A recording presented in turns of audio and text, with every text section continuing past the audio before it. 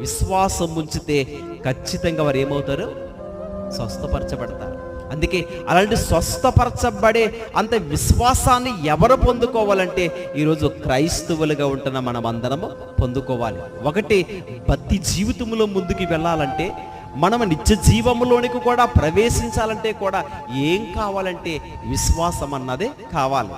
ఆ విశ్వాసమే మనల్ని ఎక్కడికి నడిపిస్తుందంటే పరలోకానికి నడిపిస్తుంది.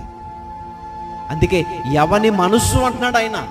అంటే మనస్సు అన్నది చాలా ప్రాముఖ్యమైనది. ఈరోజు దేవుని మీద మనస్సు కలిగి ఉండకుండా, దేవుని పైన ఎవరు ఆనుకోకుండా ఈరోజు చాలామంది భూత వైద్యుల వైపు, మనుషుల వైపు, ఎవరెవరినో వారిని పైనే వెళ్ళిపోతారు తప్ప దేవుని మీద మనసు కలిగి ఉంటారా? చాలా తక్కువ. మరి ఎప్పుడు ఆయన పూర్ణ శాంతి గల వారిగా మారుస్తాడు?